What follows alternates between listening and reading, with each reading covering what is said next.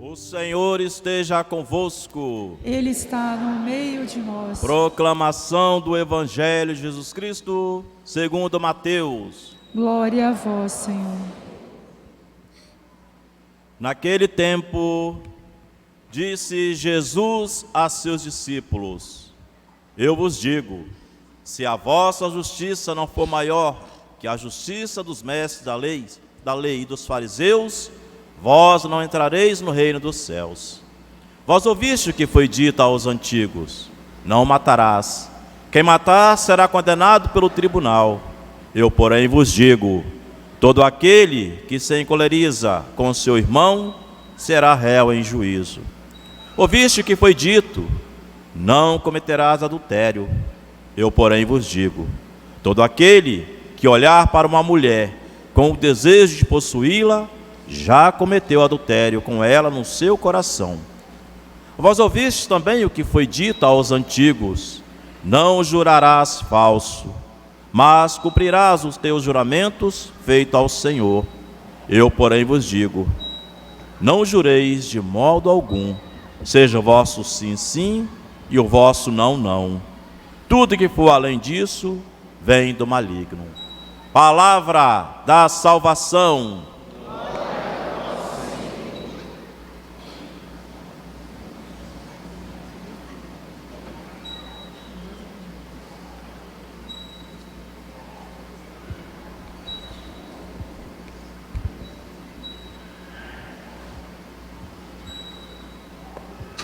Irmãos e irmãs, do livro do Eclesiástico, que é um livro sapiencial, de sabedoria, lá na Bíblia, a gente encontra Eclesiastes e Eclesiástico, encontra Provérbios, Salmos, livro da sabedoria, são os livros sapienciais. Sapiência significa sabedoria, sapiência. E o homem sábio, a mulher também, que tem sabedoria, isto é, a sabedoria cristã não pode ser comparada à sabedoria grega, à filosofia grega. Os filósofos gregos tinham a sabedoria como algo que era muito grande, mas a sabedoria cristã é uma sabedoria humilde, não é pequena, é humilde. Ela é a sabedoria das sabedorias, não é a sabedoria que nós lemos nos livros, mas é a sabedoria que vem de Deus. Se quiseres observar os mandamentos de Deus, eles te guardarão. Os mandamentos de Deus nos guardam. Os mandamentos de Deus a nós dados, Ele nos guarda, nos mantém de pé. Se confias em Deus, também nós viveremos. Aqui está: tu também viverás. Diante de ti Ele colocou o fogo e a água. O fogo e a água, para o que quiseres, tu podes estender a mão. Então, para Deus nós podemos estender a nossa mão, porque de Deus nós obteremos os favores se merecermos. Diante do homem, diante da nossa vida, do homem, da humanidade, da vivência, do cada dia, do viver, está a vida e está a morte, está o bem, está o mal. Deus é muito sábio, Ele não colocaria só o bem, embora Ele não fez o mal, Ele não fez o mal, mas o mal está por aí, e não colocaria só a vida, porque nós perecemos pela morte, para que a gente saiba escolher. Então o homem sábio sabe escolher entre o bem e o mal. Esse é um comportamento que a gente tem e que não é fácil não. A gente escolhe a vida, mas de que forma você vive se você escolheu a vida? Você vive essa vida em plenitude? Ainda não, porque não estamos no céu, mas procura viver a vida segundo os mandamentos do Senhor, e é pleno. Como está a sua vida? Não adianta você pensar assim, eu escolho a vida, mas se você não degusta, não sente o gosto de viver, para o que quiseres, estenda a mão para este gosto de viver, e entre o bem e o mal, escolhemos o bem, é claro, escolhemos a vida. E o que é o bem? A sabedoria do Senhor diz Eclesiástico, é imensa, é forte, Ele é poderoso, e tudo vê continuamente. Estão sob os olhos de Deus a nossa vida. Os olhos do Senhor estão voltados para aquele que é sábio e que tem a sabedoria dos humildes. Não mandou ninguém agir como ímpio. Deus não manda ninguém pecar. Desde o Gênesis, Deus não mandou ninguém pecar,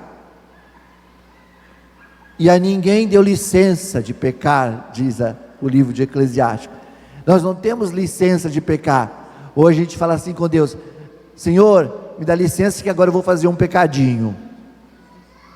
Você não tem licença para pecar, você tem licença para ser bom, para progredir na lei do Senhor.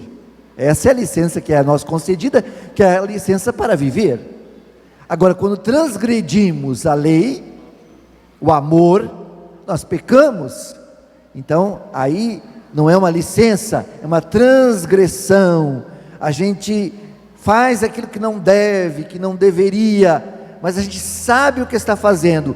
Por isso se chama pecado, porque o pecado é aquilo que eu sei que eu não posso fazer e faço. Se eu não sei, melhor não saber e faço. Você não tem pecado, porque você não sabe se é pecado ou não. Agora, se você sabe que é pecado, é porque então você peca. Quando sabe que é pecado, né? Porque sabe que é errado. Então ali, São Paulo vai dizer assim aos Coríntios hoje: entre os perfeitos, nós falamos de sabedoria, não da sabedoria deste mundo, dos gregos, da sabedoria dos filósofos, nem da sabedoria dos poderosos deste mundo, que afinal estão sempre voltados à destruição, diz Paulo apóstolo. Falamos sim da misteriosa sabedoria de Deus, escondida com Deus desde a eternidade. Então o homem sábio procura, o Espírito revela ao homem sábio os mistérios de Deus, pois o Espírito esquadrinha tudo, ele minucia tudo, faz tudo ficar muito claro, mesmo as profundezas do Deus vivo. E o Evangelho de hoje, Mateus 5, Jesus entrou em diálogo com os mestres da lei e com os fariseus. Importante esses diálogos de Jesus, essas conversas que Jesus tinha com esses homens, nos ensinam muito. Naquele tempo, disse Jesus a seus discípulos: eu vos digo, se a vossa justiça não superar a dos fariseus e a dos mestres da lei, vocês não vão entrar no reino dos céus. Por quê? Os fariseus gostavam de fazer todas as pequenas leis, de colocar em prática todas as pequenas leis, as pequenas. Eles gostavam de lavar as mãos direitinho, eles gostavam de lavar os pés para entrar na sinagoga, eles andavam com as suas franjas, não olhavam para a mulher do próximo, sempre retos, corretos, muito perfeitos em tudo que faziam, lavavam bem os vasilhames para tomar a água. Era a classe farisaica. Mas na hora de agir com as leis do amor, da misericórdia, eles não agiam. O que adianta você lavar bem o copo e não dar água para o teu irmão? Não adianta nada. É melhor dar água no copo sujo do que não dar água e ficar com o copo limpo. Então os fariseus agiam dessa forma. Se não superar a justiça dos antigos, dos mestres da lei, que escrevem a lei para os outros viverem, legislam em causa própria, escreve para os outros viverem. Aí Jesus lembra, faz a lembrança, a memória: não matarás, quem matar será condenado pelo tribunal. Aí ele vai mais além, ele diz assim: olha, matar não, quem se encoleriza com o seu irmão, quem já fica bravo, com raiva, e leva para o lado do ódio, já está errado, ouviste o que foi dito. Aí ele toma uma outra via, tem que explicar essa via aqui, que o pessoal às vezes não entende bem, é a via do adultério. A mulher no Antigo Testamento, também na época de Jesus, quando o rapaz se casava, antes de se casar, a mulher já era destinada para o casamento com fulano. Se ela não gostasse dele, problema dela, mas ela ia casar com ele. Se ele fosse feio, ela ia casar com ele assim mesmo. Então ela era destinada, ela era como uma mercadoria, infelizmente uma mercadoria. Ela era um objeto vendido, ela era vendida. Então a minha filha, nós temos um compromisso, eu vou dar a minha filha, você me dá em troca, então ela é sua propriedade agora. Então todas as vezes que se olhava para uma mulher, não era só por causa da formosura física da mulher, que era adultério, é porque a mulher era propriedade dos outros, ela pertencia àquele homem, à casa daquele homem, como se fosse um móvel, como se fosse o carro dele, como se fosse algo de valor. Assim era. Hoje não é mais. A mulher não é propriedade do homem, ela é companheira do homem.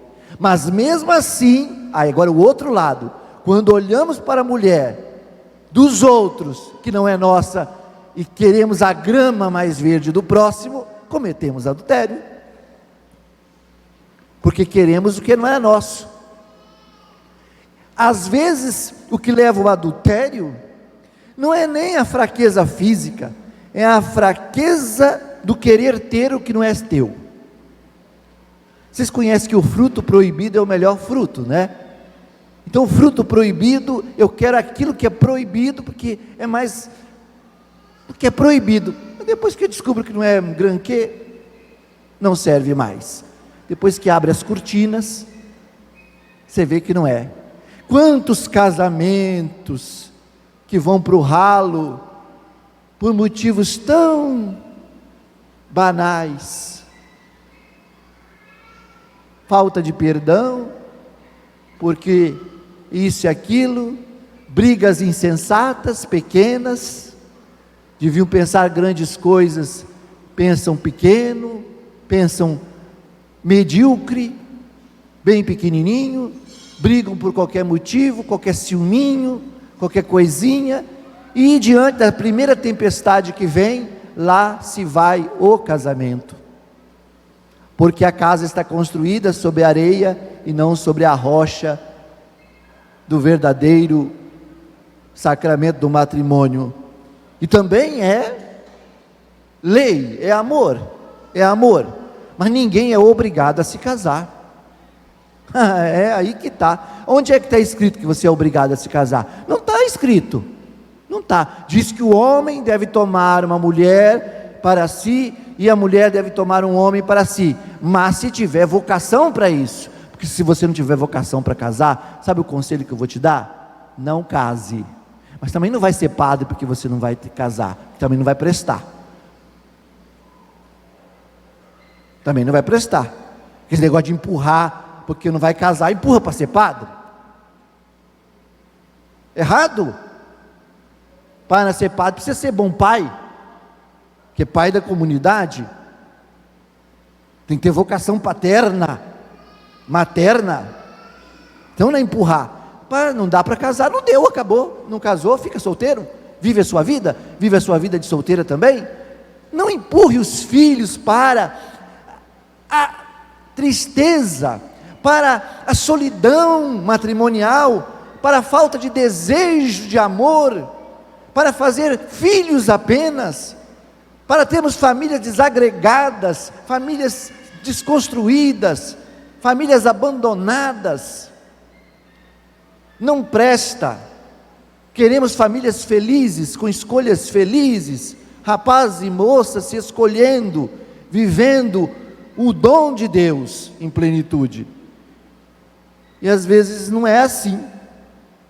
Às vezes não é assim. Então hoje, queridos irmãos e irmãs, vamos guardar este mandamento. A sabedoria divina nos diz que é nas pequenas coisas que nós chegamos às grandes coisas. Louvado seja nosso Senhor Jesus Cristo.